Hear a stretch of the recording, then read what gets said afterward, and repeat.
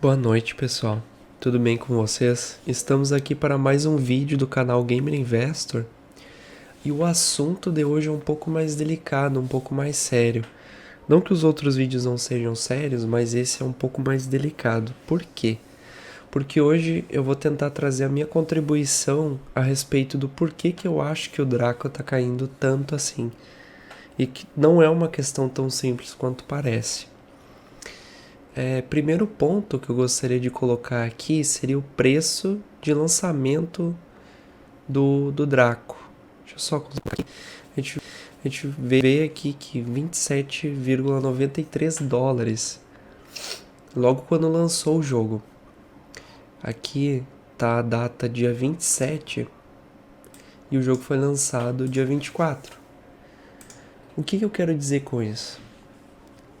Normalmente, quando uma empresa faz IPO, ou seja, aquela oferta inicial na bolsa, quando ela estreia na bolsa, ela tem um preço que não condiz com a estrutura. É por isso que quando tem um IPO, por exemplo, na bolsa tradicional, que envolve empresa e tudo mais, é comum entre investidores de longo prazo o não investimento em empresas que caracteriza esse IPO, porque normalmente não se sabe precificar os fundamentos dessa empresa, o que tem por trás dessa estrutura. E por isso que a gente teve logo no início aqui um preço surreal para o Draco. Quase 30 dólares um único Draco. Aí depois disso foi só queda. Aí depois ele corrigiu, né? Aí teve aqui a 7 dólares e tudo mais. O que eu quero mostrar para vocês? Esse foi o primeiro ponto a respeito do IPO, porque ele já entra com preço fora da curva. Outra coisa que eu quero levantar aqui, que é o máximo aqui. Ó, a gente uma coisa que eu quero mostrar para vocês, porque o Draco, ele é um token, né? Ele é como se fosse uma cripto, é uma cripto.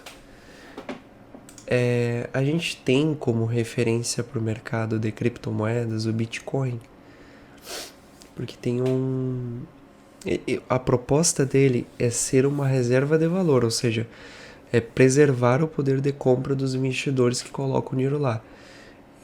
É que a gente não pode ver uma moeda fiduciária, por exemplo, o dólar, como uma reserva de valor, porque o governo pode simplesmente imprimir muitos dólares e isso vai fazer quando tem muita circulação de alguma coisa no mercado, é natural que o preço dele diminua. Tem muita oferta disso. Isso é referente à questão da oferta e demanda. E o Bitcoin ele não é acometido disso, porque a gente não pode simplesmente ir lá e imprimir um monte de Bitcoin. Assim como o ouro é visto como uma reserva de valor. E o que eu quero dizer com isso para vocês? A gente está passando por uma série de acontecimentos que é uma crise. A gente vê isso, uma crise econômica mundial, não só nas criptos, mas os mercados no geral, no mundo inteiro estão sofrendo, passando por uma crise. E até o Bitcoin está passando por essa crise. Então a gente pode colocar aqui que o mercado tem indicadores de medo e ganância que medem o quanto o mercado, se ele está num momento onde tem muita tendência de compra ou de venda. Aqui no caso das criptos no geral, a gente está num momento onde, o momento atual, o last update, no caso foi dezembro, 20 de dezembro, no caso hoje, né? Já foi atualizado. A gente vê que está num momento de medo, medo. E aqui ó, o histórico também não é agradável. No último mês foi de extremo medo. O Ethereum também, medo. Essas criptos grandes como Bitcoin e Ethereum, eles são uma referência para o mercado. Então a gente pode colocar de tal forma que se essas criptos estão caindo e que tem uma baita estrutura por trás, uma grande estrutura por trás, o Draco, que é fundamentado unicamente no jogo, não tem uma estrutura para aguentar isso. Os investidores eles vão ficar com medo de colocar o seu dinheiro no token, porque precisa ter compradores dispostos a comprar a moeda. Essa é a verdade. Então aqui, ó, a gente pode ver mais notícias que elencam esse ponto, que são basicamente as corretoras quebrando em cadeia. A FTX, o caso da FTX é uma piada, né? O cara não emprestou dinheiro para a própria subsidiária, né, controlada da FTX, e não teve estrutura para suportar. E outras corretoras, ela tem que ter uma provisão. É que nem banco. O banco, se todo mundo for ao mesmo tempo, tipo, todos os brasileiros do país forem sacar ao mesmo tempo, o banco ele não vai ter aquele dinheiro lá para ser sacado. O mesmo acontece com as corretoras de criptomoeda. Elas têm provisões, elas têm que colocar isso nos seus balanços, que no caso isso demonstra a solvência da corretora, e isso avalia a saúde financeira da corretora. O que a gente tem visto é justamente o contrário. Elas não têm provisão suficiente e os investidores com medo, num cenário de medo, extremo medo, estão sacando seus bitcoins, né, sacando suas criptomoedas, e as corretoras não estão suportando. Elas estão operando alavancadas ou só operando, porque elas vão utilizar desses depósitos para ficar fazendo operações e tal, como se fosse um banco. Os bancos eles ficam emprestando dinheiro entre si com dinheiro que não é deles, ou seja, o dinheiro da população. O mesmo acontece com as corretoras de criptomoeda. E o que aconteceu foi um saque em massa, né? Que simplesmente muitas corretoras não tinham provisões suficientes e começaram a falir. Isso abala de certa forma os fundamentos do Bitcoin? Não. Mas fomenta ainda mais o caos a respeito de que criptomoedas não são confiáveis. E a gente tem cenários onde a gente tem uma série de economistas, gente fazendo pesquisas, falando que a Binance, ou seja, simplesmente a maior corretora de criptomoedas do mundo, simplesmente não tem provisões suficientes e que ela está mentindo no balanço ou simplesmente não tem provisões, simples. Aqui, ó, falência, insolvência, a nova FTX. Verdades e mentiras sobre a Binance. Então a gente tem um burburinho, na verdade um baita burburinho, um grande burburinho a respeito que as corretoras simplesmente não têm provisões suficientes. Então as pessoas estão correndo para sacar e tirar da rede centralizada e ir atrás de colocar numa rede descentralizada. Ou simplesmente as pessoas estão pegando e vendendo os seus bitcoins. O que faz com que desde o período aqui, né, nesse um ano, a gente viu um fenômeno de uma desvalorização de mais de quase 70%. Nos últimos dias até deu uma recuperada, porque eu acho que andou a 70 mil, né? Eu acho que não chegou a tão pouco assim, mas 80 mil é baixo, né? Para quem andou a 300 mil, né?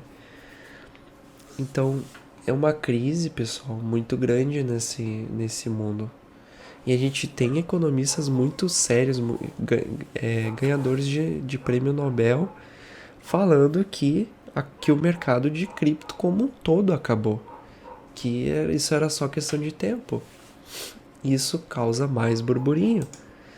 Então, o que sobra pro Draco, esse é o meu ponto. Se a gente tem desconfiança no Bitcoin, no Ethereum e nessas criptomoedas grandes, o que sobra para um token de um jogo.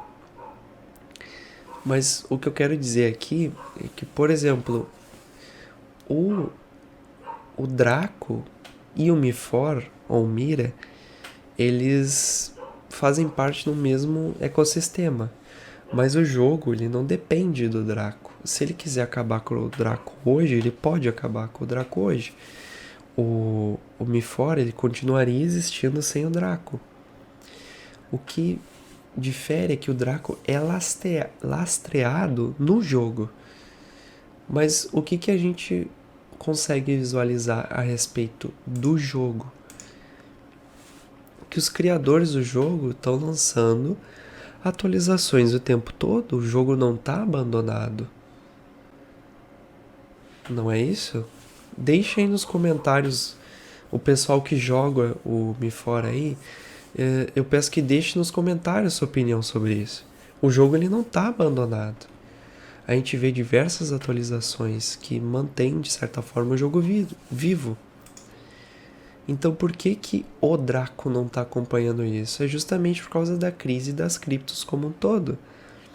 Ninguém está disposto a contrair esse risco no momento. Enquanto o cenário não for de melhora, ninguém vai colocar o seu dinheiro ali. Ele vai ficar andando de lado, igual a gente está vendo aqui, por muito tempo. Ele vai ficar oscilando, lateralizando e a gente não vai ver uma subida clara. Eu tô falando que o Draco vai falir? Não é isso. Tanto que eu continuo jogando o jogo até hoje. Eu continuo rodando ele. Porque eu tô esperando justamente esse cenário de recuperação das criptomoedas. Enquanto esse cenário não for favorável, o Draco vai ficar apanhando por muito tempo. Assim como o Bitcoin. A gente vê o caso aqui da FTX, por exemplo, que o cara foi até preso. Com razão, porque ele basicamente deu um golpe e sumiu com o dinheiro de todo mundo. E a gente vê isso se replicando em diversas outras corretoras. Tá, pessoal? Pessoal, eu voltei aqui no caso eu tô fazendo um novo corte aqui. Justamente para incrementar ali o vídeo, né? A gente também tá passando por uma crise de confiança na própria Wemix, né? E aí vocês até podem me perguntar, mas o que o Draco tem a ver com a Wemix? Tem tudo a ver, pessoal. Eles integram o mesmo ecossistema e eles compõem os jogos que estão listados na Wemix, eles compõem o ecossistema Wemix. Todas as criptos que estão lá, os tokens que estão lá, eles compõem a cesta de tokens que fazem parte do sistema Wemix. É tudo integrado, é um ecossistema inteiro. E aí quando a gente tem como se fosse a cripto mãe desse ecossistema passando por uma crise de confiança, todos os outros tokens também, de certa forma, eles são acometidos por essa crise de confiança. E crise de confiança, pessoal, é bem sério quando a gente está falando de investimento, né? A gente tem casos na própria bolsa, assim, que é bem complicado. Então, os investidores, eles não querem colocar o seu dinheiro em ativos de risco. E a OMX, ela tinha uma lista de exchange que ela estava listando o token dela. E aí, após descoberto que o número de emissão de tokens que ela reportou para essas corretoras foi maior do que o reportado, várias corretoras grandes começaram a deslistar ela de suas corretoras. Isso causa uma ambientação de desconfiança muito grande, o que abala as estruturas do token OMX e, consequentemente, os tokens atrelados a ela, sabe? Então é basicamente isso que eu queria complementar no vídeo aqui. Então eu espero que eu tenha deixado um pouco mais claro sobre essa questão. E eu peço humildemente que vocês deixem a opinião de vocês no comentário para contribuir e enriquecer o conteúdo desse vídeo. E vamos debater aqui nos comentários. Então, esse foi mais um vídeo do canal Gamer Investor. Espero que eu tenha ajudado vocês. Peço que deixe seu like, comentário, e inscrição e compartilhem para os seus amigos que também jogam o jogo, para ajudar eles também. Uma boa noite, pessoal.